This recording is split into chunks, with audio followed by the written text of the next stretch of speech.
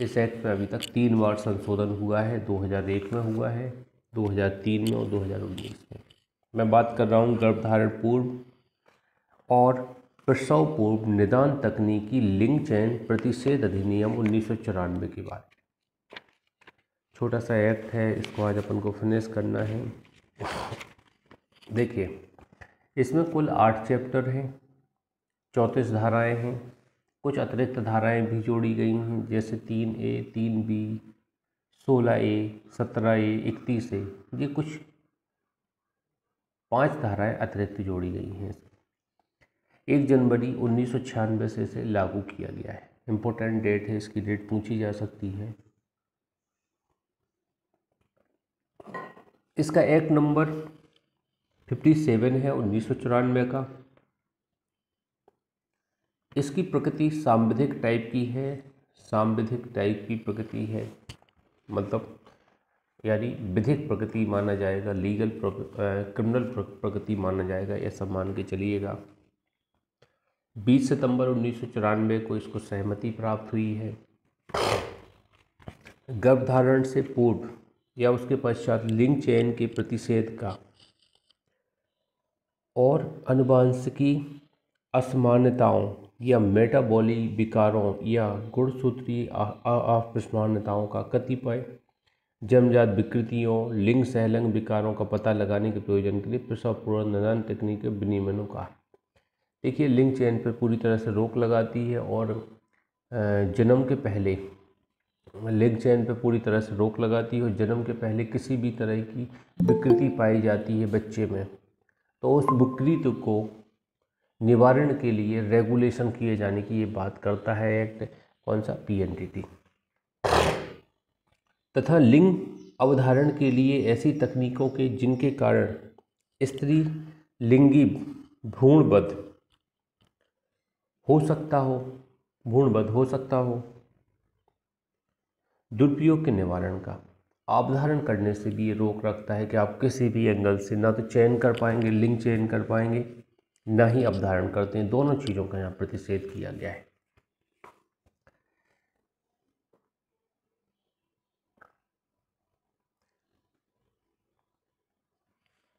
इसमें स्त्रीलिंगी भ्रूणबद्ध हो सकता है। अब लिंग अवधारण करेंगे तो इसका परिणाम क्या हो सकता है? अगर फीमेल बच्चा है तो फीमेल बच्चे की हत्या हो सकती है। दुरुपयोग के निवारण का, इनके एब्यूज को रोकने के लिए तथा उससे संबंधित अनुबंध करने के लिए। तो यहाँ पर एक चीज़ देखिए, चयन पर प्रतिषेध, अवधारण पर प्रतिषेध, किसी विशेष प्रकार की मेटाबॉलिक बीमारियाँ हैं उनके विनियमन के लिए इन तकनीकों का उपयोग करने की व्यवस्था की गई है। स्त्री चाइल्ड को या स्त्री भ्रूण को गर्भपात से रोकने के लिए भी यहाँ प्रावधान किए गए हैं। ऐसे अपन यहाँ अपने शब्दों में इसको समझ सकते हैं 4 पॉइंटों में। मतलब चयन का प्रतिषेध किया गया है, तकनीक PNDT तकनीकी का रेगुलेशन किया गया है कुछ बीमारियों से निजात पाने के लिए, और अवधारण पर रोक लगाई गई जिससे स्त्री भ्रूणबद्ध रोका जा सके।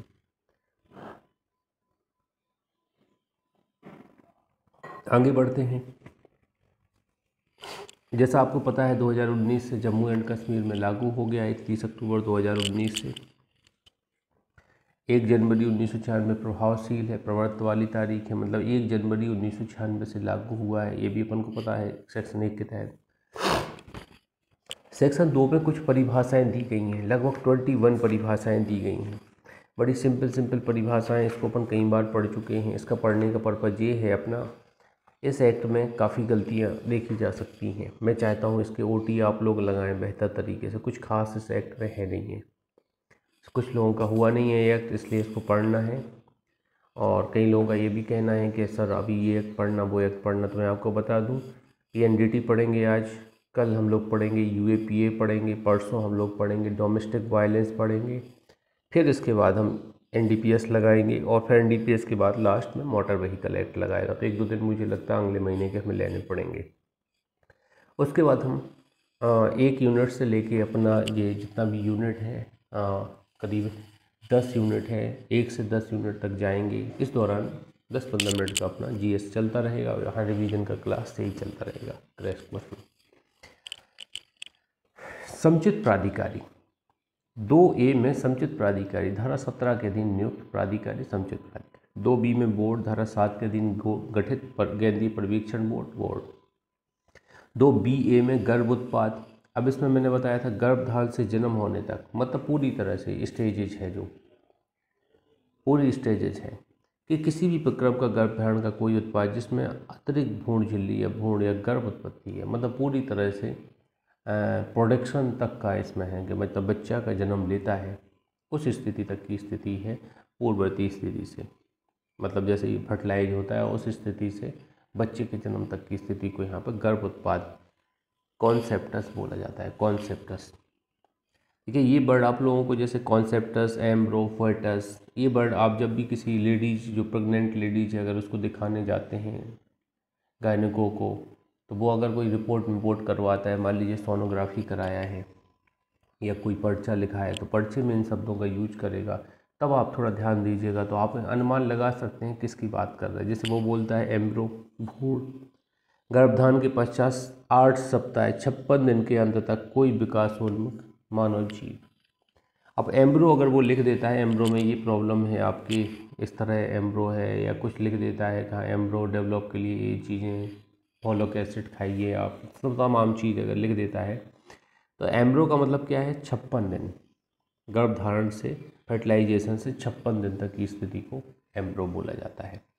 और 56 दिन से बाद अगर उसने फर्टस लिख दिया तो इसका मतलब है 2 महीने से ज़्यादा गर्भ हो चुका है। फर्टस का मतलब 2 महीने से ज़्यादा गर्भ हो चुका है।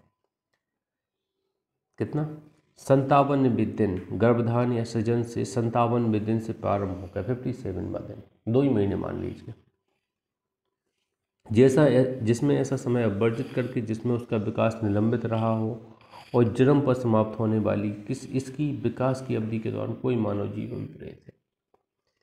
तो 57वें दिन से जन्म होने तक की व्यवस्था को अपन फर्टस बोलते हैं। ज़्यादातर फर्टस ही लिखते हैं, पर्चे में फर्टस लिखते हैं, कुछ डॉक्टर में फर्टस लिखते हैं। एम्ब्रो तो कॉन्सेप्टस तो तब लिखते हैं जब बिल्कुल नया भ्रूण हो, माँ के गर्भ में ग्रोइंग भ्रूण हो फर्टिलाइज के बाद, तो उसको यहाँ पे कॉन्सेप्टस लिखा जाता है। और 56वें दिन तक एम्ब्रो बोला जाता है और 57वें दिन से जन्म तक की व्यवस्था को फर्टस बोला जाता है। ठीक है, 3 एंगल से आप इसको थोड़ा समझ लीजिएगा। ये क्या है, क्वेश्चन आएगा, एक आध क्वेश्चन इस पे आ सकता है, बहुत इंपॉर्टेंट है। चलिए अगली डेफिनेशन पे बात करते हैं। अनुवांशिकी सलाह केंद्र। अब ये क्या होता है अनुवांशिकी सलाह केंद्र? तो जहाँ सलाह दी जाती है जेनेटिक रोगों की, वो अनुवांशिकी सलाह केंद्र है। बस वो ये लिखा है यहाँ पे 2C में। रोगियों को अनुवांशिकी सलाह देने के लिए कोई संस्था, परिचर्या गृह, कोई स्थान, चाहे किसी भी नाम से ज्ञात हो। अनुवांशिकी क्लिनिक, अब क्लिनिक में क्या होता है, उपचार होता है, जेनेटिक उपचार जहाँ पे दिया जाता है, जैसे किसी को बच्चे जन्म लेने में, गर्भ ठहरने में तमाम इस प्रॉब्लम आसपास देखने में मिल जाती हैं अपन लोगों को। तो इन सब का क्या है, जेनेटिक डिसेबिलिटी के अंतर्गत रखते हैं इनको। इनके निदान के लिए अपन को उपचार कराना चाहिए।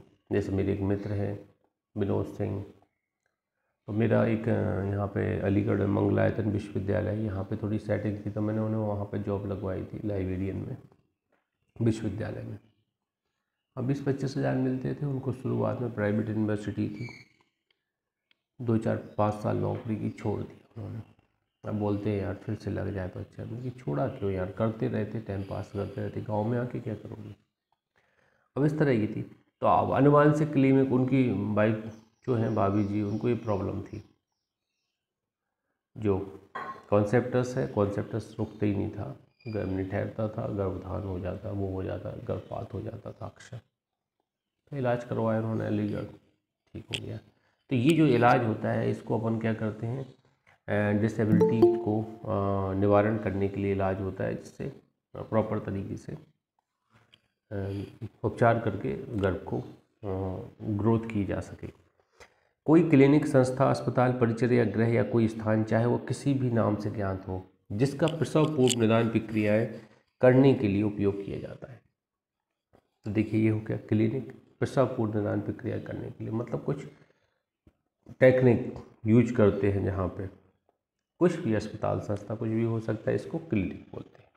जहाँ सलाह देते हैं उसे सलाह केंद्र बोलते हैं सी में, और डी में आनुवांशिक क्लिनिक उसे बोलते हैं जो इससे प्रसवपूर्व निदान प्रक्रियाओं के उपयोग में किया जाता है, कोई टेक्निक का उपयोग करते हैं। या स्पष्टीकरण में ये लिखा है कि ये मशीनों का उपयोग करते हैं। कोई यान होता है विशेष प्रकार की, इनके पास मिनी बस होती है, जैसे मान लीजिए एम्बुलेंस टाइप की हो गई है, उसमें मशीन रखे रहते हैं, ये लोग मशीन से चेकअप करते हैं। अल्ट्रासाउंड मशीन होती है, इमेजिंग मशीन होती है, स्कैनर होता है, अन्य उपकरण होते हैं जिनसे ये लोग क्या करते हैं, गर्भ के लिंग का अवधारण करने में सक्षम हो। किसी ऐसे बहनीय अपस्कर का जो गर्भावस्था के दौरान लिंग का पता लगाने के लिए या गर्भधारण से पूर्व लिंग चयन के लिए सक्षम है, उपयोग किया जाता है। तो कुल मिला के इलेक्ट्रॉनिक मशीनों का ये उपयोग करते हैं इनको उपचार के लिए। ये यहाँ से कहा जाता है, जैसे ultrasound machine mostly popular machine.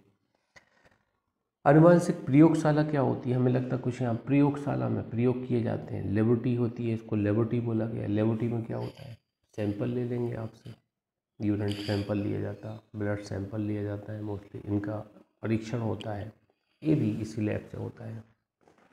अब मैं तो क्या, ये दोनों बच्चे हुए हैं तो मैं वाइफ के साथ गया हूँ हॉस्पिटल, मैंने इनको दिखाया है, तो ये सब अपन को इंटरफेस करने को मिलते हैं। आप लोग भी परिवार के सदस्य हो या पर्सनली खुद के अनुभव के आधार पर गए होंगे तो आपने ये देखा होगा। लेबोरेटरी से कोई प्रयोगशाला विपरीत है और इसके अंदर कोई ऐसा स्थान भी है जहां आनुवांशिकी क्लिनिक से प्रसवपूर्व निदान परीक्षण के लिए प्राप्त नमूनों का विश्लेषण परीक्षण करने की सुविधा दी जाती है। देखिए कितना आसान है, बस आपको इतना ध्यान देना है। सी में क्या है, सलाह है, डी में क्या है, क्लिनिक है, ई में क्या है, लेबोरेटरी है। अब यहाँ पे परीक्षण किया जाता है, नमूने लिए जाते हैं।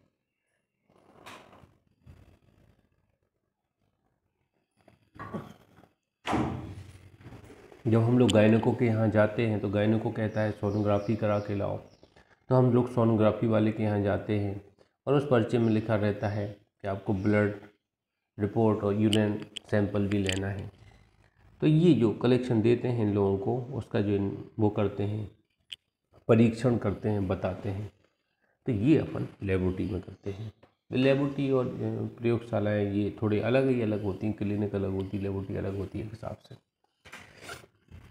यहाँ भी ultrasound machine, imaging machine, scanner और अन्य उपकरण रखे जाते हैं। यहाँ भी ये सारी चीज़ें रखी जाती हैं। खुला रख लो, ये सारी चीज़ें रखी जाती हैं यहाँ पे, जिससे गर्भधारण के लिए लिंग चयन पता चल सके। ये सारी व्यवस्थाएं रहती हैं, लेकिन वो भी पाबंदियों में रेगुलेट किया गया है। 2F में गायनोकोलॉजिस्ट के बारे में बताया गया है। स्त्री रोग विशेषज्ञ को गायनोकोलॉजिस्ट बोलते हैं। स्त्री रोग विज्ञान और प्रसूति विज्ञान में पीजी होना चाहिए। ऐसा कोई डॉक्टर है जो स्त्री विज्ञान और प्रसूति विज्ञान में क्या है, पीजी मास्टर डिग्री किए हुए है, उसे हम स्त्री रोग विशेषज्ञ बोल देते हैं।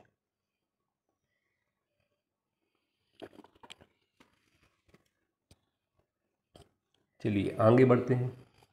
2G में मेडिकल जेनेटिक्स है। अब चिकित्सा अनुवांशिकी विज्ञ कौन होता है। अब देखिए इसके लिए भी कुछ चीज़ें रिक्वायर की गई हैं, एक हिसाब से क्वालिफिकेशन ही लिखी गई है। ऐसा व्यक्ति जिसके पास लिंग चयन और प्रसवपूर्व निदान तकनीकों के क्षेत्र में, मतलब PNDT के क्षेत्र में अनुवांशिकी विज्ञान में कोई उपाधि, क्या है, उपाधि है, कोई डिग्री है या डिप्लोमा है, या निम्नलिखित अर्हता अभिप्राप्त करने के पश्चात इनमें से किसी क्षेत्र में कम से कम 2 वर्ष का अनुभव है। डिप्लोमा है, उपाधि है, या 2 वर्ष का अनुभव है। कौन सी चीज़ों में, भारतीय आयुर्विज्ञान परिषद IMCA के अधीन मान्यता प्राप्त चिकित्सा अर्हताओं में से, और जैव विज्ञान में स्नातकोत्तर में, बायोलॉजिकल साइंस में। अब ये लोग क्या है, थोड़ा आपको समझ में तो आना चाहिए हम किसकी बात कर रहे हैं। आपसे राइबोसोम DNA की बात करें तो आप समझ ही नहीं पाए, तो आपको क्या होना चाहिए, इससे रिलेवेंट होना चाहिए। किससे रिलेवेंट होना चाहिए, साइंस बायोलॉजी से रिलेवेंट होना चाहिए। 2H में बाल चिकित्सक, इनको देखिए, पीडिएट्रेशन बोला जाता है। आप देखिएगा, सही प्रोनाउंस उपयोग कीजिएगा इसका, पीडिएट्रेशियन, बाल चिकित्सक। अब देखिए, पीजी होना ज़रूरी है स्पेशलिस्ट होने के लिए। जैसे मैं क्रिमिनल का स्पेशलिस्ट टीचर हूँ, तो मेरे पास पीजी है, एमफिल है, एलएलएम एमफिल है, तो मैं स्पेशलिस्ट। खाली में एलएलबी होता तो मैं स्पेशलिस्ट थोड़ी ही होता। एलएलबी कॉमन सब्जेक्ट पढ़ के आए, क्रिमिनल से स्पेशलिस्ट है ना, ऐसे ही इनका पीजी में होना चाहिए बाल रोग में। जिसके पास बाल चिकित्सा विज्ञान में स्नातकोत्तर रहता हो वो पीडिएट्रिशियन कहलाता है। प्रसव पूर्व निदान प्रक्रिया, इसको पीएनडीपी बोला जाता है, पीएनडीटी नहीं, डीपी प्रोसीजर है, ये ध्यान दीजिएगा, प्रोसीजर से अभिप्रेत है सभी स्त्री रोग संबंधी या प्रसूति विज्ञान संबंधी चिकित्सा संबंधी प्रक्रियाएं, जैसे कि प्रस्राव लेखन, भ्रूणदर्शकी, गर्भधारण से पूर्व या पश्चात लिंग चयन के लिए किसी प्रकार के किसी विश्लेषण या प्रसव पूर्व निदान परीक्षण के लिए किसी पुरुष या स्त्री के उल्प तरल, जरायु अंकुरिका, भ्रूण, रक्त या किसी अन्य टिश्यू या तरल का किसी अनुवांशिकी प्रयोगशाला, अनुवांशिकी क्लिनिक में भेजने के लिए नमूना लेना या निकालना। अब प्रोसीजर, पीएनडीटी प्रोसीजर क्या कहलाती है? अब प्रोसीजर में देखिए, कुछ नमूने लिए जाते हैं परीक्षण के लिए और निकाले जाते हैं नमूने, जैसे ब्लड सैंपल लेना, यूरिन सैंपल। देखो, मोस्टली 2 सैंपल ज़्यादातर लिए जाते हैं, फिर इसके अलावा अन सैंपल भी ये लोग ले सकते हैं जिनकी रिक्वायरमेंट इनको लग रही है कि ऐसे कुछ सैंपल हैं जो लेना है आपकी बॉडी से, तो ये लिया जाता है, चाहे पुरुष हो या स्त्री हो। कैसे, ये ज़रूरी नहीं है डिसेबिलिटी सिर्फ महिला में हो, पुरुष में भी डिसेबिलिटी हो सकती है। कई बार गर्भ ना रहने का कारण पुरुष का भी जेनेटिक प्रॉब्लम हो सकती है। J में प्रसव पूर्व निदान तकनीकी। अब के अंतर्गत सभी प्रसव पूर्व निदान प्रक्रियाएं और प्रसव पूर्व निदान परीक्षण है। अब प्रोसीजर आती है इसमें, जितने भी कलेक्शन ले रहे हैं, नमूने ले रहे हैं, वो सब आएंगे और निदान परीक्षण भी आएंगे, निदान टेस्ट भी आएंगे। अब सैंपल लेने के बाद कुछ टेस्ट लगाएंगे तो वो भी यहाँ पे आएंगे प्रसव पूर्व निदान तकनीकों के अंतर्गत। आगे बढ़ते हैं, प्रसव पूर्व निदान परीक्षण। देखो, पीएनडीटी टेस्ट की बात हम कर रहे हैं। अब देखिए, यहाँ तकनीक की बात कर रहे हैं, इससे पहले हमने एच में, आई में क्या कहा, प्रोसीजर की बात की। जे में हम लोगों ने टेक्निक की बात की, तकनीकी की, और के में हमने यहाँ पे परीक्षण टेस्ट की बात की, प्रीनेटल डायग्नोसिस टेस्ट की बात की। अब टेस्ट क्या होता है? से किसी गर्भवती स्त्री या गर्भ उत्पाद की अनुवांशिकी या मेटाबॉलिक विकारों या गुणसूत्री अपसमानताओं, जन्मजात असंगतियों या हीमोग्लोबिन विकृतियों या लिंग सहलंग रोगों को पता लगाने के लिए किए गए प्रस्राव लेखन और उसके उल्प तरफ जरायु अंकुरिका, रक्त या किसी टिश्यू या तरल का कोई परीक्षण या विश्लेषण कहते हैं। अब परीक्षण में क्या होता है? सीधी बात, परीक्षण होता है, चाहे आप किसी भी एंगल से प्रस्राव लेखन या उल्प तरल विश्लेषण है, आप चाहे अल्ट्रासाउंड मशीन से परीक्षण कीजिए या लेबोरेटरी परीक्षण कीजिए, ये सारे परीक्षण यहाँ पे आ जाएंगे, प्रसव पूर्व निदान परीक्षण। तो ये इसके नाम से लिखा हुआ है, सबसे लास्ट में तकनीक, परीक्षण, प्रोसीजर, इस तरह के वर्ड यूज हुए हैं। तो इन शब्दों को आप पकड़ने की कोशिश कीजिएगा, आप आंसर तक पहुँच जाएंगे, आपका क्वेश्चन गलत नहीं होगा। और इतने टफ पढ़ने की ज़रूरत नहीं। मेटाबॉलिक विकारों, गुणसूत्रीय असमानता, कुछ मिला के बीमार है, गर्भ में कोई प्रॉब्लम है, डिसेबिलिटी है, तो उस डिसेबिलिटी को दूर करना है, इसका मेन उपचार टेस्ट वेस्ट करने का। बेहद नियमों द्वारा बेहद एल में। एम में रजिस्ट्री के चिकित्सा व्यवसायी। अब देखो, रजिस्ट्री के चिकित्सा व्यवसायी से क्या होना चाहिए? या तो इंडियन मेडिकल काउंसिल में आप रजिस्टर्ड हो या राज्य मेडिकल रजिस्टर में रजिस्टर्ड हो। जैसे मेरे चाचा की लड़की है, नेत्र सर्जन है, और उसने क्या किया है, डिप्लोमा किया है 4 ईयर का, फिर बीएससी की है, फिर रजिस्टर्ड करवा के 2-3 लाख की मशीन रख लिए, गांव में वो प्रैक्टिस करती हैं। चाचा टीचर हैं, चाची आंगनबाड़ी में सुपरवाइजर। 2-3 लाख की मशीन खरीदी है उन्हें, वो ऑप्टिकल सर्जन है। वो मोतियाबिंद वगैरह के ऑपरेशन वो कर लेती हैं और इलाज भी करती हैं। अभी शादी वादी नहीं की है पर लोगों ने उनकी। तो ये क्या है, एक हिसाब से यहाँ पे कहने का तात्पर्य रजिस्ट्रेटेड चिकित्सा व्यवसायी है, जिनका रजिस्ट्रेशन है। हम लोग क्या है, रजिस्ट्रेटेड एडवोकेट है, इसी तरह वो। अगर हम BCI में करवा लेते, बार काउंसिल ऑफ इंडिया में, तो हम सुप्रीम कोर्ट में प्रैक्टिस कर रहे होते। लेकिन हमने स्टेट बार काउंसिल में रजिस्ट्रेशन कराया है हाई कोर्ट में, इन जबलपुर हाई कोर्ट में मेरा रजिस्ट्रेशन है, इसलिए मैं क्या हूँ, स्टेट बार को। तो ऐसे ही इनका उसका है, जो इंडियन मेडिकल काउंसिल है, इंडियन मेडिकल काउंसिल में रजिस्ट्रेशन करा लो या स्टेट मेडिकल रजिस्टर में रजिस्ट्रेशन करा लो, प्रैक्टिस करना है आपको जैसे भी। लिंक चेन अब देखिए विनियम है एन में, विनियम कौन है, बोर्ड द्वारा विरचित विनियम। विनियम होने से बोर्ड या प्राधिकरण ही बनाते हैं और नियम केंद्र सरकार बनाती है। लिंक चेन क्या है, सेक्स सिलेक्शन, इस बात को सुनिश्चित करने या उसकी संभावना को वर्धित करने के प्रयोजन के लिए कि भ्रूण किसी विशिष्ट लिंग का होगा, कोई प्रक्रिया, तकनीकी परीक्षण या कोई प्रयोग या नुस्खा या व्यवस्था है।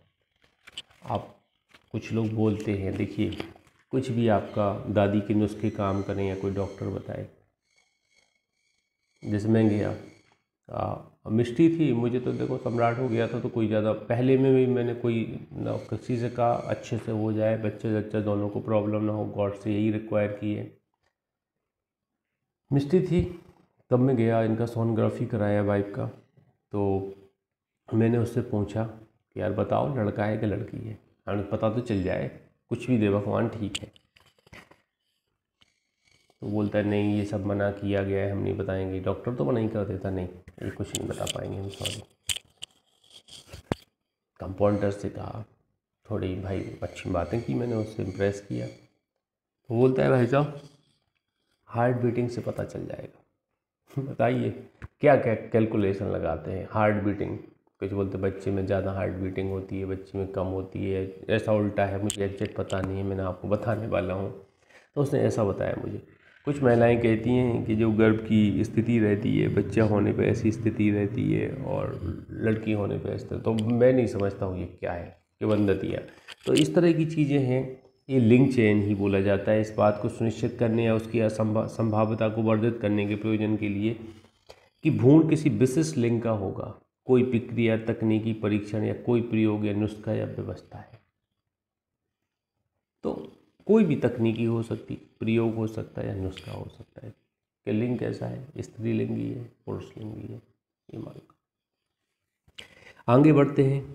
सोनोलॉजिस्ट या चित्रण विशेषज्ञ से ऐसा कोई व्यक्ति प्रेरित है जिसके पास भारतीय आयुर्विज्ञान परिषद 1956 के अधीन मान्यता प्राप्त कोई चिकित्सार्हता है, मतलब क्वालिफाइड पर्सन है, या जिसके पास पराशब्द लेखन या इमेजिंग तकनीकों या विकिरण विज्ञान में स्नातकोत्तर रहता है, PG।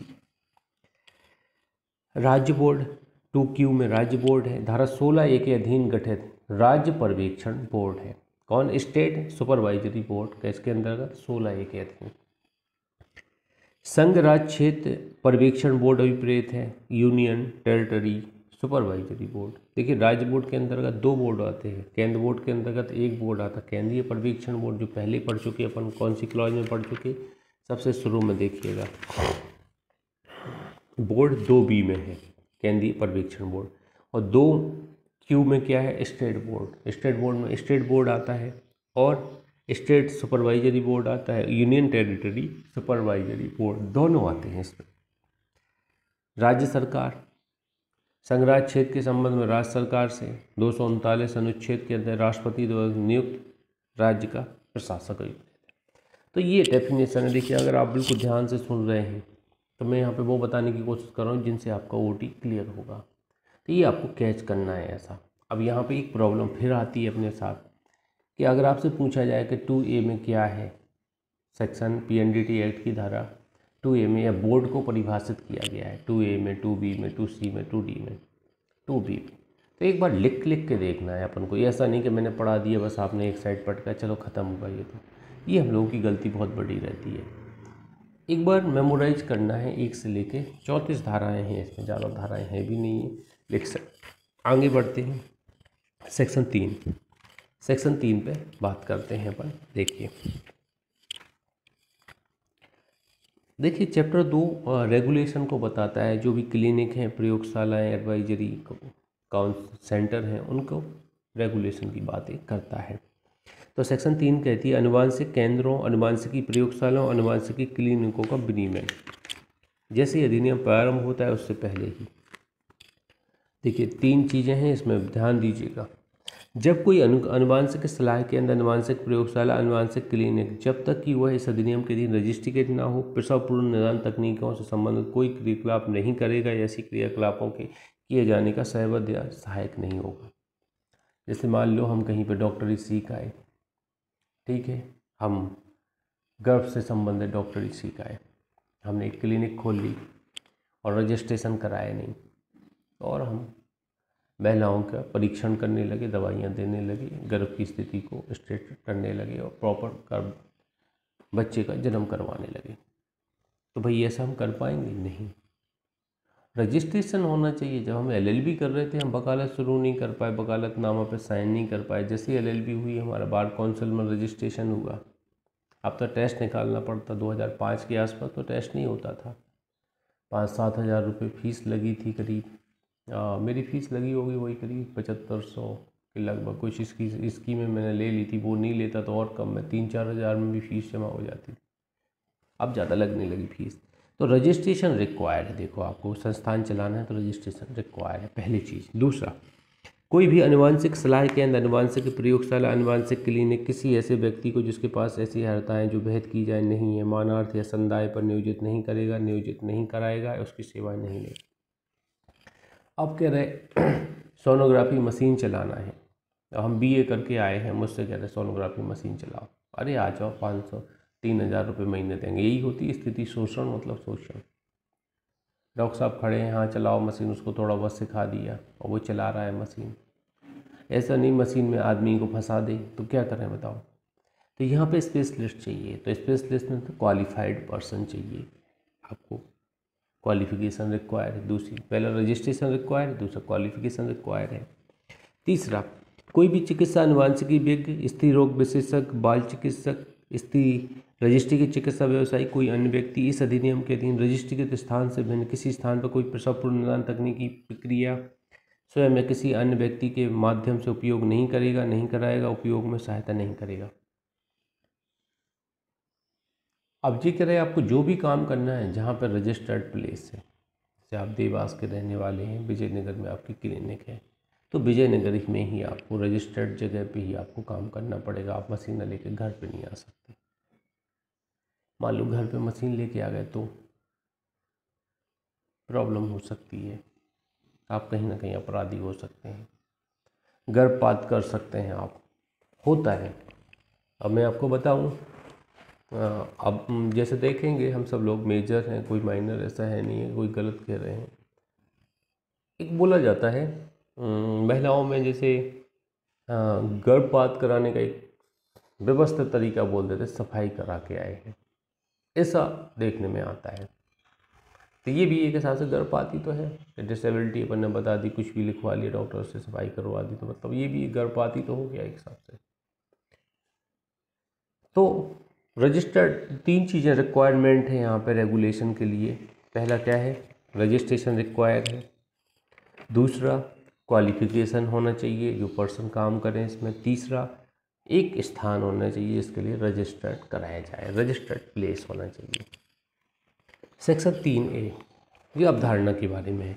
लिंग चयन पर प्रतिषेध रोक लगाती है 3A काय पे, लिंग चयन पर, क्या आप निर्धारित नहीं करके बताएंगे कि लड़का है कि लड़की है। कोई व्यक्ति जिसमें बंधुता के क्षेत्र में कोई विशेषज्ञ या विशेषज्ञों का दल सम्मिलित है, किसी स्त्री या किसी पुरुष या दोनों पर अथवा उनमें से किसी से या दोनों से लिए गए किसी टिश्यू, भ्रूण, गर्भ उत्पाद, तरल या गैमीट पर स्वयं लिंग चयन नहीं करेगा या किसी अन्य व्यक्ति से नहीं कराएगा, अथवा ऐसा करने में स्वयं सहायता नहीं करेगा, किसी अन्य व्यक्ति से सहायता नहीं करेगा। तो पूरी तरह से रोक लगाई गई है कि लिंग चयन का प्रतिषेध किया गया है कि कोई भी विशेषज्ञ लिंग चयन करके नहीं बताएगा, एम्ब्रो के अंदर, कॉन्सेप्टस के अंदर, फोएटस के अंदर। ठीक है, आगे बताएंगे 3B, ऐसे व्यक्तियों, प्रयोगशालाओं, क्लिनिकों आदि को जो अधिनियम के अधीन रजिस्ट्रीकृत नहीं है, पराशर मशीन के विक्रय पर प्रतिषेध। अब देखिए, जो मशीनें हैं उनको बेचने पर रोक लगाई गई है। जैसे मान लीजिए कोई मशीन है, अब जैसे बाइक है, एक बाइक खरीदना, तो आपने कहा कोई बाइक है, यामाहा की गाड़ी है मान लीजिए, आप वो खरीदना चाहते हैं, तो मेजर तो होना चाहिए। अब बच्चे 10 साल के बच्चे को थोड़ी बहन सकते, बर्थडे में VCO वैसे भी आ रहा है।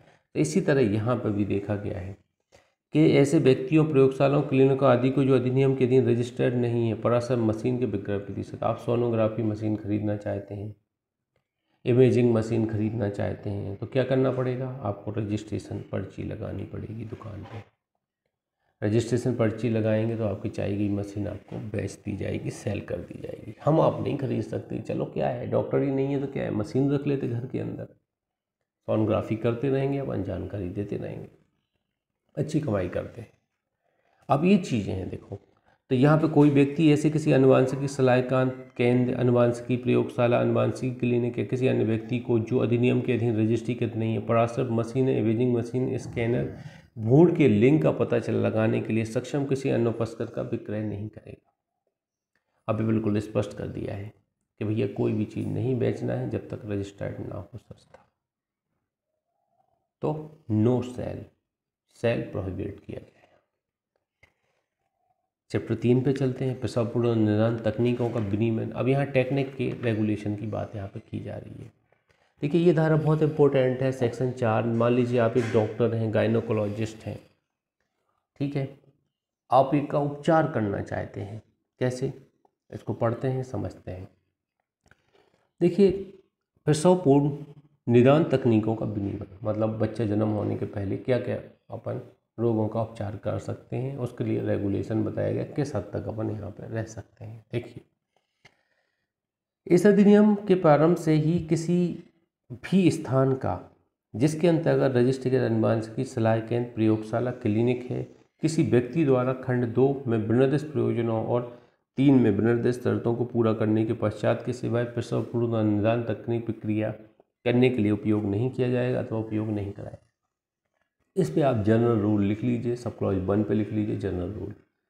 ये कह रहे देखिए आपको सोनोग्राफी करना है, प्रसव पूर्व निदान तकनीकी का उपयोग करना है, तो आपके पास 2 रिक्वायरमेंट होना चाहिए। सब क्लॉज 2 में जो हम पॉइंट बता रहे हैं, पर्पज बता रहे हैं, वो होना चाहिए, और सब क्लॉज 3 की शर्तें होना चाहिए। अगर 2 चीज़ें आप फुलफिल कर रहे हैं तो आपकी सोनोग्राफी हो सकती है। कुल मिला के जी निदान तकनीकी क्या होती है, सोनोग्राफी कर सकते हैं आप या अन्य चीज़ें कर सकते हैं। तो ये जनरल रूल है कि आपको प्रयोजन पता होना चाहिए 2 में, और 3 में शर्तें पता होना चाहिए। तो इन्हीं के आधार पे आप प्रसव पूर्व निदान तकनीकी का उपयोग कर सकते हैं, सोनोग्राफी, स्कैनर, इमेजर का उपयोग कर सकते हैं। तो प्रयोजन क्या है, सब क्लॉज 2 के ऊपर प्रयोजन लिख लीजिए, इसके ऊपर जनरल रूल लिख लिया आपने, सामान्य नियम है ये, और सब क्लॉज 2 पे प्रयोजन लिख लीजिए। देखिए कोई भी प्रसव पूर्व निदान तकनीकी का निम्नलिखित अप्रमाण्यताओं में से किसी का पता लगाने के लिए प्रयोजन के सिवाय उपयोग नहीं किया जाएगा। ये कह रहे हैं, हम बता रहे हैं, वो लिस्टेड कर रहे हैं जिनके लाने आप PNDT का उपयोग कर सकते हैं, मतलब टेक्निक का, सोनोग्राफी, स्कैनर का उपयोग करके आप जानकारी कर सकते हैं। अब देखिए इनको हिंदी में पढ़ने की अपेक्षा अगर आप इंग्लिश से पढ़ेंगे तो ज़्यादा समझ में आएगा आपको। यहाँ लिखा है क्या लिखा है, क्रोमोजोमल एबनॉर्मेलिटीज मतलब गुणसूत्री असमानताएं, जेनेटिक मेटाबॉलिक डिसीजेस मतलब जो बीमारियां होती हैं जेनेटिक, हेमोग्लोबिनोपैथेनिक मतलब हीमोग्लोबिन की विकृतियां हैं यहाँ पे, सेक्स लिंक्ड जेनेटिक डिसीज लिंग सहलिंग अनुवांशिकी रोग, कॉन्जेनिटल एनोमैलाइज जन्मजात असंगतियाँ, एनी अदर एबनॉर्मेलिटीज और disease as may be specified by the central supervisory board. कुछ अन्य रोग हैं, असमानताएं हैं जो केंद्रीय सुपरवाइजरी बोर्ड द्वारा निर्दिष्ट की जाए। तो ये अगर 6 पर्पज हैं तो आप क्या कर सकते हैं, सोनोग्राफी कर सकते हैं, स्कैनर कर सकते हैं, उपयोग कर सकते हैं तकनीक का। सब क्लॉज 3 किसी भी प्रसव पूर्व निदान तकनीकी का उपयोग या परिचालन तभी किया जाएगा जब ऐसा करने के अर्हित व्यक्ति का उन कारणों से जो लेखबद्ध किए जाएंगे यह समाधान हो जाता है कि निम्नलिखित किसी शर्त की पूर्ति की गई। अब देखिए सब क्लॉज 3 के ऊपर शर्तें लिख लीजिए आप। शर्तें देखिए जनरल रूल सब क्लॉज 1 पे लिखा, सब क्लॉज 2 पे हम लोगों ने लिखा, क्या लिखा, सब क्लॉज 2 पे लिखा है ये मतलब प्रयोजन पर्पज लिखा है, और सब क्लॉज 3 पे शर्त है। हम बात कर रहे हैं सेक्शन 4 PNDT एक्ट। किसी भी प्रसवपूर्व निदान तकनीकी का उपयोग या परिचालन तभी किया जाएगा जब ऐसा करने के अर्हत व्यक्ति का उन कारणों से जो लेखबद्ध किए जाएंगे समाधान हो जाता है कि निम्नलिखित किसी शर्त की पूर्ति हो गई है, अर्थात कौन कौन सी। 1, गर्भवती स्त्री की आयु 35 वर्ष से अधिक है। गर्भवती स्त्री है, उसकी आयु कितनी है, 35 वर्ष से अधिक है। नंबर 2, गर्भवती स्त्री के 2 या अधिक स्वतः गर्भपात हुए हैं, भ्रूण हानि हुई है। देखो ये यहाँ पे कुछ शर्तें हैं, जिन शर्तों के अधीन भी आप क्या कर सकते हैं, PNDT प्रोसीजर कर सकते हैं। 35 वर्ष से अधिक आयु है, 2 से अधिक गर्भपात हो गए, या भ्रूण हानि हुई है। मतलब कुछ महिलाओं में ये प्रॉब्लम होती है, मेरे ख्याल से मेटाबॉलिक कुछ डिसेबिलिटी थी, गर्भ ठहर नहीं पाता है, कहने का तात्पर्य। 3, गर्भवती स्त्री विभव विरूप जनकों जैसे कि औषधियों, विकिरणों, संक्रमण या रसायनों से प्रभावित हुई है। अब ये किसी तरह का इन्फेक्शन है, ऐसा बोल सकते हैं। 4, गर्भवती स्त्री या उसके पति के कुटुंब में मानसिक मंदित, शारीरिक विरूपता जैसे संस्तब्धता या किसी अन्य अनुवांशिक रोग का परिवार वृत्त है। परिवार वृत्त समझ रहा है, एक सर्कल है कि मान लीजिए उसका दादा ग्रैंड फादर भी थोड़े विकृत थे, उसके फादर भी थोड़े विकृत थे, उसका पति भी थोड़ा विकृत है, तो बच्चा भी विकृत होने की पॉसिबिलिटी ज़्यादा है। तो हम ऐसा उपचार कराएं, हो सकता है उपचार कराने से सही हो सकता है। कुछ ऐसी वो है जो ट्रीटमेंट प्रॉपर दिया जाए तो गर्भ में स्थित बच्चे की स्थिति सुधारी जा सकती है। कोई अन्य शर्त जो बोर्ड द्वारा निर्दिष्ट की जाए।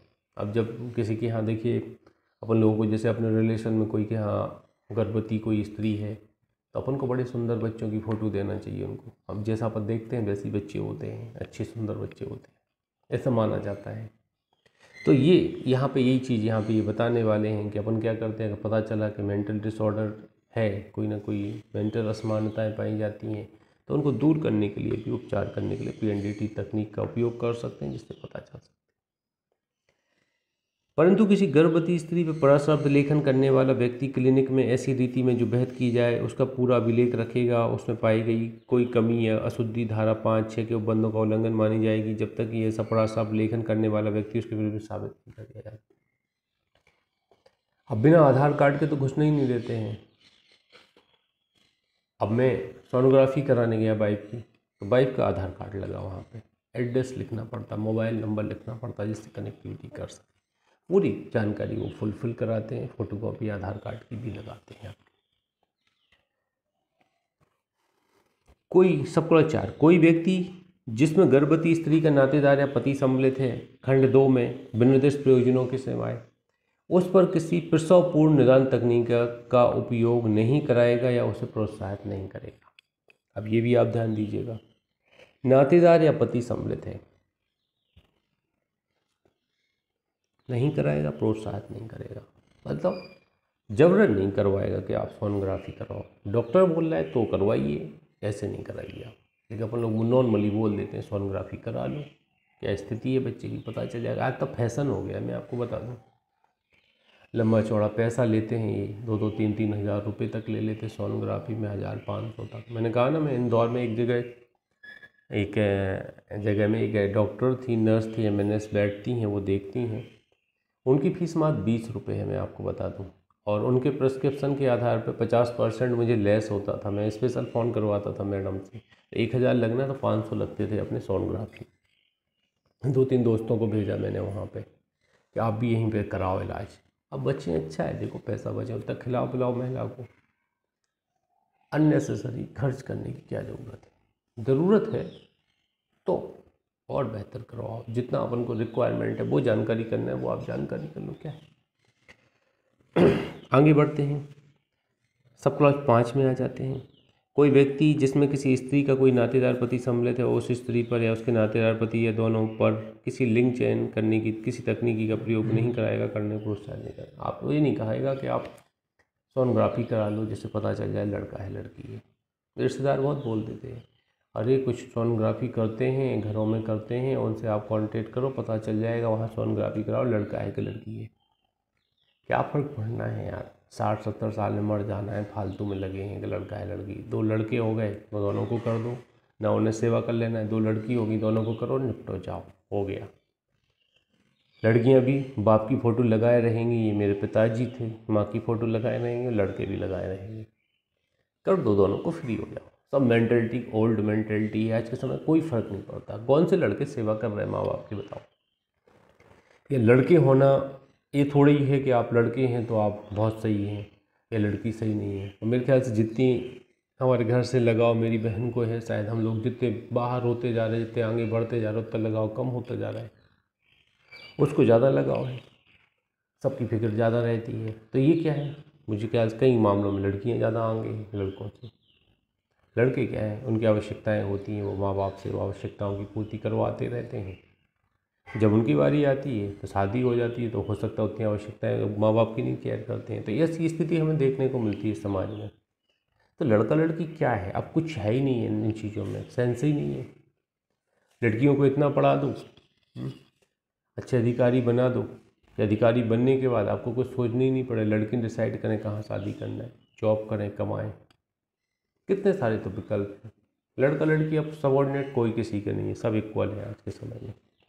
आगे बढ़ते हैं। सेक्शन 5, गर्भवती स्त्री की लिखित सहमति और भ्रूण लिंग के संसूचना का प्रतिषेध। अब कम्युनिकेशन जो हुआ है,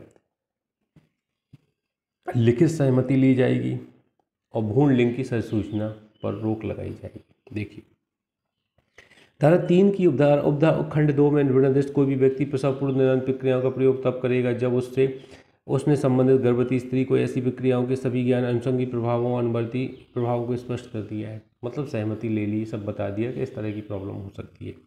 उसने ऐसी प्रक्रियाएं कराने की उसकी लिखित सहमति ऐसी भाषा में जो वह समझती है ऐसी बहत प्रारूप में प्राप्त कर ली हो।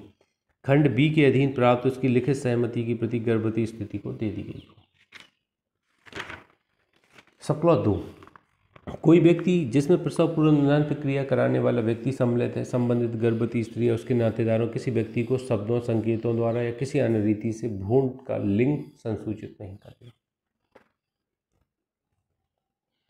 अब आप एक डॉक्टर हैं, आपने कहा मैं सोनोग्राफी करता हूँ, आप एक कंपाउंडर हैं, एक नर्स हैं, आपने कहा मैडम ये लो 2000 रुपये, बता दो लड़का है लड़की।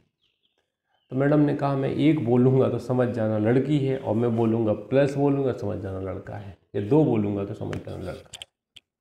इशारा कर देते ये लोग, आएंगे तुरंत और ऐसा कर देंगे इशारा तो आप समझ जाएंगे लड़की है, ऐसा कर देंगे तो लड़का है। करप्शन हर जगह है, पूरी रोक लगाई गई कि इशारों में भी नहीं बता पाएंगे भैया आप। सहमति ली जाएगी पहली, और इशारों तक में, शब्दों, संकेतों, इशारों में भी नहीं बताएंगे कि लड़का है कि लड़की। आगे बढ़ते सेक्शन 6, लिंग अवधारण का प्रतिषेध। इस अधिनियम के प्रारंभ से ही कोई भी अनुवांशिक सलाह केंद्र, प्रयोगशाला, क्लिनिक किसी प्रसवपूर्व निदान तकनीकी का जिसके अंतर्गत भ्रूण के लिंग का अवधारण करने के लिए प्रयोजन के लिए प्रसव लेखन है, अपने केंद्र, प्रयोगशाला, क्लिनिक में उपयोग नहीं करेगा या नहीं कराएगा। कोई भी व्यक्ति किसी भ्रूण के लिंग का अवधारण करने के प्रयोजन के लिए किसी प्रसव पूर्व निदान तकनीकी का जिसके अंतर्गत प्रसव लेखन है उपयोग नहीं करेगा, नहीं कराएगा। कोई व्यक्ति गर्भ धारण पूर्व या उसके पश्चात लिंग का चयन किसी भी ढंग से कारित नहीं करेगा, कारित करवाने के लिए ज्ञात नहीं करेगा। तो अवधारण पर पूरी तरह से रोक लगाई गई है, कोई व्यक्ति नहीं करेगा इस तरह का। क्या आप लिंग चयन मालूम करें या अल्ट्रासाउंड से लिंग चयन मालूम करें या किसी अन्य तरीके से लिंग चयन मालूम करें कि कौन सा बच्चा है, ये नहीं करने दिया जाएगा अवधारण। चयन 3A में चयन प्रतिषेध है, अवधारण कितने में है, 6 में प्रतिषेध है। ये ध्यान दीजिएगा, 2 में से एक सेक्शन निश्चित ही आ जाएगी एग्जाम में। अब देखिए यहाँ पे कुछ पर्यवेक्षण बोर्ड है जिनके बारे में अपन चर्चा करते हैं, ठीक है। चलिए आगे बढ़ते हैं। छोटा सा एक्ट है, बस जुड़े रहिए, सुनते रहिए थोड़ा ध्यान से। केंद्रीय पर्यवेक्षण बोर्ड का गठन सेक्शन 7 बताती है। केंद्रीय सरकार इस अधिनियम के अधीन बोर्ड को प्रदत्त शक्तियों का प्रयोग और कृत्यों का पालन करने के लिए एक बोर्ड को जो केंद्रीय पर्यवेक्षण बोर्ड के नाम से ज्ञात हो गठित करे। केंद्रीय सरकार बोर्ड गठित करेगी। केंद्रीय बोर्ड में निम्नलिखित मिलकर बनेगा। परिवार कल्याण मंत्रालय विभाग का भार साधक मंत्री, मतलब केंद्रीय परिवार कल्याण मंत्री कौन होगा, अध्यक्ष होगा इसका। भारत सरकार का सचिव जो परिवार कल्याण विभाग का भार साधक है, मतलब परिवार कल्याण विभाग का भार साधक सचिव जो होगा वो उपाध्यक्ष होगा। केंद्र सरकार द्वारा महिला और बाल विकास, विधि और न्याय मंत्रालय के विधि कार्य विभाग, विधायिक विभाग तथा आयुर्विज्ञान और होम्योपैथिक की भारतीय पद्धति के भार साधक केंद्रीय सरकार के मंत्रालयों को प्रतिनिधित्व करने के लिए नियुक्त किए गए 3 सदस्य। तो यहाँ पर देखिए बाल विकास से 1 सदस्य होगा, एक विधि न्याय मंत्रालय से होगा, एक आयुर्विज्ञान और होम्योपैथी से सदस्य होगा। 3 सदस्य ये लिए जाएंगे। केंद्रीय सरकार का स्वास्थ्य सेवा महानिदेशक पदेन सदस्य होगा। स्वास्थ्य सेवा महानिदेशक सेंट्रल गवर्नमेंट का ये पदेन सदस्य होगा।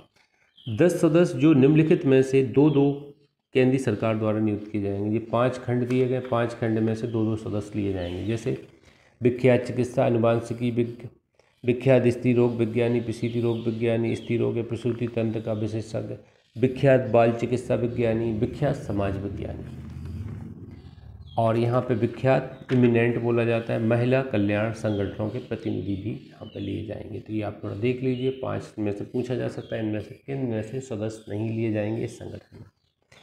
3 महिला सांसद सदस्य, इस पर इम्पोर्टेंट लगा लीजिए, पूछा गया है एक आध बार। 3 महिला सांसद सदस्य जिनमें 2 लोकसभा से और 1 राज्यसभा से होगी, इस पर क्वेश्चन पूछा गया, IMP लगा लीजिएगा। 4 सदस्य जो राज्यों और संघराज्य क्षेत्रों का प्रतिनिधित्व करने के लिए 2 वर्गानुक्रम में और 2 उल्टे वर्णानुक्रम में केंद्रीय सरकार द्वारा चक्रानुक्रम में नियुक्त किए जाएंगे। परंतु इस खंड के अधीन कोई नियुक्ति यथास्थिति राज्य सरकार या संघ राज्य क्षेत्र की सरकार की सिफारिश पर ही की जाएगी, अन्यथा नहीं। तो केंद्र सरकार की सिफारिश पर की जाएगी। सब क्लॉज H, केंद्रीय सरकार के संयुक्त सचिव की पंक्ति से निम्न का या उसके समतल पंक्ति का अधिकारी परिवार कल्याण भार साधक है, पदेन सदस्य सचिव होगा। तो पदेन सदस्य कौन होगा? संयुक्त सचिव की पंक्ति वाला परिवार कल्याण विभाग का सचिव पदेन सचिव होगा। सदस्यों की पदावधि देख लीजिए, सेक्शन 8 बताती है पदावधि, इसको भी देख लीजिए। देखिए पदेन सदस्य से भिन्न सदस्य की पदावधि, अब जो पदेन है मतलब और किसी पद पे हैं उन्हें ऑलरेडी मान के चला जाएगा इसका सदस्य, वो पदेन सदस्य कहलाते हैं। अन्य सदस्य हैं जिनको नियुक्त किया जाएगा। तो धारा 2E(F) के अधीन नियुक्ति की दशा में 3 वर्ष होगी। 2E(F) में क्या है? E में ये 5 प्रकार के सदस्य हैं, 2-2 लिए जाएंगे, और F में क्या है? 3 संसद सदस्य हैं। तो ये 3 साल के लिए बनाए जाते हैं, ये ध्यान दीजिएगा।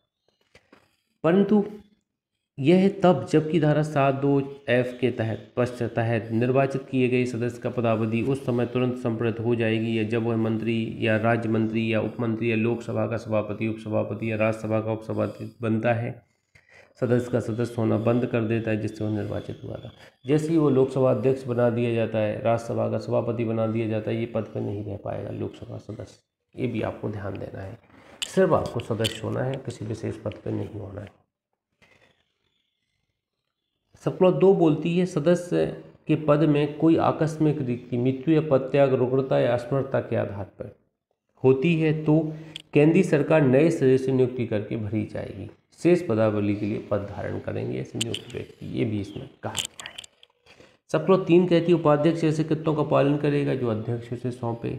सब क्लॉज 4 कहती है सदस्यों द्वारा अपने कृत्यों के निर्वहन में अनुसरण की जाने प्रक्रिया वह होगी जो पहल की जाए। बोर्ड के अधिवेशन, अब देखिए गढ़पूर्ति भी देखी जाती बोर्ड में। पहला पॉइंट है बोर्ड अधिवेशन ऐसे समय स्थान पे होंगे और वह अपने अधिवेशनों में कारोबार के संव्यवहारों के बारे में जिनके अंतर्गत अधिवेशनों में गढ़पूर्ति की प्रक्रिया के ऐसे नियमों का पालन करेगा, नियमों का उपबंधित किया जाएगा। तो यहाँ पे गोला कर लीजिएगा गढ़पूर्ति। गढ़पूर्ति जानते ना पर क्या होती? कोरम के मान लीजिए टोटल सदस्य हैं, टोटल सदस्यों का 1/10 उपस्थित होगा तभी सभा हो पाएगी, इससे कम होंगे तो अधिवेशन होंगे ही नहीं, इसको गणपूर्ति कहा जाता है। परंतु बोर्ड का अधिवेशन 6 माह में कम से कम एक बार IMP लगा दीजिए, अधिवेशन 6 माह में एक बार गोला कर दीजिए, IMP लगा दीजिए, OT बनता है इस पर। अध्यक्ष उसकी अनुपस्थिति में उपाध्यक्ष बोर्ड के अधिवेशनों की अध्यक्षता करेगा। उपाध्यक्ष तो इसीलिए बनाया जाता है कि अध्यक्ष ना आए तो वो अध्यक्षता करने के लिए उपाध्यक्ष बैठ जाए। सब क्लॉज 3, यदि किसी कारणवश अध्यक्ष या उपाध्यक्ष बोर्ड के किसी अधिवेशन में उपस्थित होने में असमर्थ हैं तो अधिवेशन में उपस्थित सदस्यों द्वारा चुना गया कोई अन्य सदस्य अधिवेशन की अध्यक्षता करेगा। अनुपस्थित हैं तो चुना गया कोई अन्य सदस्य अधिवेशन की अध्यक्षता करेंगे। ऐसे सभी प्रश्न ऐसे सभी प्रश्न जो बोर्ड के किसी अधिवेशन के समक्ष आए उपस्थित और मतदान करने वाले सदस्यों के बहुमत द्वारा निश्चित किए जाएंगे और मत बराबर होने की स्थिति में अध्यक्ष या पीठासीन अधिकारी का निर्णय अंतिम या निर्णायक होगा। बोर्ड में भत्ते ऐसे दिए जाएंगे जो बेहद किए जाएं सदस्यों को, ये इसमें लिखा हुआ है। तो देखिए मत बराबर होते हैं, ये न्यायपीठ द्वारा काम करते हैं। जैसे 2 सदस्य बैठते हैं, एक साइड होगा, एक साइड, तो अध्यक्ष का मत ले लेते हैं, अध्यक्ष जिस साइड बोल देगा उसी साइड डिसीजन हो जाएगा। रिक्तियों आदि के बोर्ड की कार्रवाइयों का अविधिमान ना होना, सेक्शन 10। देखिए कोई भी रिक्ति है बोर्ड के सदस्यों में कि नहीं भरी गई है और बोर्ड की कार्रवाई चल रही है तो वो कार्रवाई वैलिड मानी जाएगी, उससे कोई प्रभाव नहीं पड़ेगा, इसको पढ़ने का बिल्कुल ज़रूरत नहीं है। सेक्शन 11, विशिष्ट प्रयोजनों के लिए बोर्ड के साथ व्यक्तियों का अस्थायी संयोजन। अब देखिए इसमें स्पष्ट लिखा हुआ है, इसको भी पढ़ने की ज़रूरत नहीं। जैसे मान लीजिए अब मुझे कुछ काम करवाना है अपने घर पे, ठीक है, मैंने ऑलरेडी 2 नौकर रख रखे हैं। मान लीजिए एक माली है, एक साफ़ सफाई करने वाला, 2 नौकर है मेरे घर पे। अब मुझे काम करवाना है तो मैं अस्थायी लोगों को भी तो रख सकता हूँ। 2 लोग और किराए से लेके आया कि भैया 3 दिन हमारे यहाँ काम है, टाइल्स लगना है छत पे, तो आपको आना पड़ेगा। तो हम क्या करेंगे, अस्थायी भी जोड़ देंगे। इसी तरह इसमें कहा है विशिष्ट प्रयोजनों के लिए बोर्ड के साथ व्यक्तियों का अस्थायी संयोजन। तो कुछ विशिष्ट प्रयोजन है तो उसके लिए अस्थायी लोगों को भी अपन जोड़ देंगे, 1 वर्ष के लिए या 4 महीने के लिए, 10 दिन के लिए, कुछ भी हो सकता है वो। तो ये यहाँ लिखा है, कोई काम की चीज़ नहीं है, बस मार्जिनल नोट आप याद रखिए।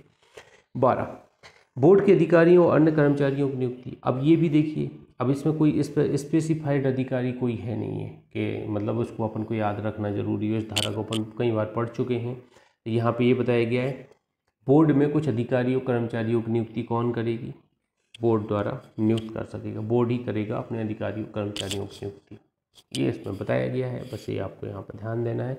इसकी फर्स्ट क्लॉज हम पढ़ लेते हैं जिससे आपको थोड़ा एक आइडिया हो जाएगा। ऐसे कोई अधिकारी है नहीं, नाम ही नहीं है उसका। तो जैसे हमें क्लर्क रखना, चपरासी रखना, तो हमें अपने घर पे रखना है तो कौन नियुक्त करेगा, मैं ही करूँगा। आप थोड़ी मेरे घर के लिए चपरासी नियुक्त कर देंगे किसी को। तो वही चीज़ यहाँ कही गई है। देखिए इस अधिनियम के अधीन अपने कृत्यों के दक्षतापूर्ण निर्वहन में बोर्ड को समर्थ बनाने के प्रयोजन के लिए बोर्ड ऐसे विनियमों के अधीन रहते हुए जो इस निमित्त बनाए जाएँ उतने अधिकारियों अन्य कर्मचारियों की चाहे प्रतिनियुक्ति पर या अन्यथा नियुक्ति कर सके जितना आवश्यक समझे। बस इतनी ध्यान दीजिएगा। अधिकारी कर्मचारियों की नियुक्ति कौन करेगा, बोर्ड करेगा। सेक्शन 13 में आ जाइए, और पढ़ने लायक कुछ है नहीं इसमें। बोर्ड के आदेशों और अन्य लिखतों का अधिप्रमाणन। अब देखिए बोर्ड के सभी आदेश और विनिश्चय अध्यक्ष के, कोला कीजिए अध्यक्ष के, या इस निमित्त बोर्ड द्वारा प्राधिकृत किसी अन्य सदस्य के, अंडरलाइन कीजिए किसी अन्य सदस्य के हस्ताक्षर से अधिप्रमाणित किए जाएंगे। अंडरलाइन कीजिए हस्ताक्षर से अधिप्रमाणित किए जाएंगे। और बोर्ड द्वारा जारी की गई सभी अन्य लिखतें बोर्ड के सदस्य सचिव या वैसी ही रीति से इस निमित्त प्राधिकृत बोर्ड के किसी अन्य अधिकारी के हस्ताक्षर से अधिप्रमाणित की जाए। अब ये भी आप यहाँ पर देखिए, बोर्ड के सदस्य सचिव द्वारा अधिप्रमाणित हस्ताक्षर भी उस पर होंगे। तो साइन तो करने ही पड़ेंगे। देखिए अब जज भी जजमेंट लिखता है तो हर पेज पे साइन करता है। उसके बाद सर्टिफाइड कॉपी निकलवाते हैं तो कोई पीठासीन होता है, मतलब जो हेड क्लर्क होता है वो सील लगाता है, कोर्ट की साइन करता है। हमें ये चीज़ें मिलती हैं। देखिए तो वही चीज़ यहाँ बताई गई है, कोई इसमें वो नहीं है। 14, सदस्य के रूप में नियुक्ति के लिए हरता है। अब कोई व्यक्ति सदस्य के लिए नियुक्ति के लिए अयोग्य होगा यदि वह क्या है, तो ये हर जगह घिसी पिटी चीज़ें हैं जो हर एक्ट में आपको मिलेंगी, वही चीज़ें यहाँ लिखी गई हैं। क्या क्या करता है, किसी अपराध के लिए निर्दोष ठहराया गया है, कारावास से दंडादेश किया गया जिसमें केंद्रीय सरकार की राय में नैतिक अधीनता अंतर्वलित है। बी, अनुन्मोचित दिवालिया है। सी, विकृत का है और उसे सक्षम न्यायालय द्वारा ऐसा घोषित कर दिया गया है, विकृत है। सरकार की यह सरकार के स्वामित्व नियंत्रण में के किसी निगम की सेवा से हटा दिया गया है, पदच्युत कर दिया गया है। यह केंद्रीय सरकार की राय में बोर्ड में ऐसा वित्तीय या अन्य हित रखता है जिसके कारण उसके द्वारा सदस्य के रूप में अपने कृत्यों का निर्वहन पर प्रतिकूल प्रभाव पड़ने की संभावना है। मतलब रिश्वतखोरी कर रहा है, अलग से पैसे प्राप्त कर रहा है, ऐसी चीज़ें। केंद्रीय सरकार की राय में लिंग के अवधारण के लिए प्रसवपूर्व निदान तकनीकों के उपयोग उन्नयन में किसी लिंग चयन तकनीकी का सहयोग रहा है। इसने क्या किया है, बच्चों लड़का होगा लड़की होगी ये क्लियर करके बताया है। इसमें अपराधी के तौर पर रह चुका है, संयुक्त मतलब अपराधी, सह अपराधी रह चुका है। तो ये आप ध्यान दीजिएगा, नैतिक अधमता का अपराध किया है, दिवालिया है, विकृत है, सेवा से हटाया गया है, पदच्युत किया गया है, वित्तीय हित से जुड़ा हुआ है, सहयुक्त रहा है अपराध में, लिंक चेन में। तो ये 6 कंडीशन बताई गई। 6 कंडीशन आप याद रखिए। निम्नलिखित में से कौन सी नियोक्ता नहीं है? 3 सही, 3 इनमें से दे देंगे, 1 सही दे देंगे पॉजिटिव, तो आप ध्यान दीजिएगा, पॉजिटिव आपको ढूंढना है। 15 पुनः नियुक्तियों के लिए सदस्य की पात्रता।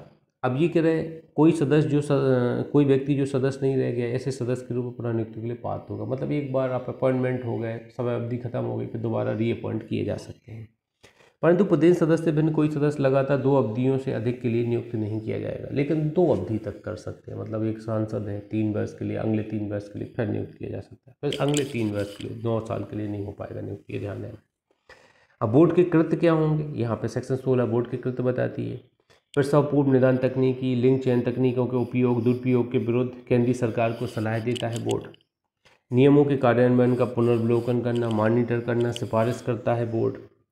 गर्भधारण पूर्व लिंग चयन और गर्भ के लिंग का प्रसव पूर्व अवधारण करने की प्रथा के विरुद्ध स्त्रीलिंगी भ्रूणवध को लोक जागृति पैदा करना, ये रोकना कि भैया लड़की हो रही तो लड़का लड़की में अब कोई अंतर नहीं है, आपको कोई भेदभाव नहीं करना है, ये आपको रोक लगाई गई है। अवेयरनेस पर फैलाना है इसको बोर्ड को। अनुवांशिक सलाह केंद्र, प्रयोगशाला, क्लिनिक में कार्यरत व्यक्तियों अनुपालन की हुई आचार संहिता अधिकृत करना। जितने भी कर्मचारी उनकी एक आचार संहिता है, कंडक्ट रूलिंग बताई जाएगी। आगे देखिए समुचित कदम उठाना, कोई अन्य निरीक्षण करना, समुचित कदम उठाना, कोई अन्य कार्य करना। अगली धारा है फिर 16A राज्य पर्यवेक्षण बोर्ड और संघराज्य क्षेत्र बोर्ड का गठन। तो विधानमंडल द्वारा प्रत्येक राज्य और संघराज्य क्षेत्र यथा स्थिति उसके पर्यवेक्षण बोर्ड या संघ राज्य क्षेत्र पर्यवेक्षण बोर्ड के नाम से ज्ञात एक बोर्ड का गठन किया जाएगा, जिसके निम्नलिखित कृत्य होंगे। किसके द्वारा? विधानमंडल वाला प्रत्येक राज्य और संघराज्य क्षेत्र। तो इन्होंने बोल दिया है स्टेट है, यूनियन टेरिटरी, मान लीजिए जम्मू कश्मीर है, लद्दाख है। अब जम्मू कश्मीर के लिए वहाँ का जो जम्मू कश्मीर यूनियन टेरिटरी है वो एक सुपरवाइजरी बोर्ड गठित करेगी, और मध्य प्रदेश राज्य एक सुपरवाइजरी बोर्ड गठित करेगा, मध्य प्रदेश सुपरवाइजरी बोर्ड।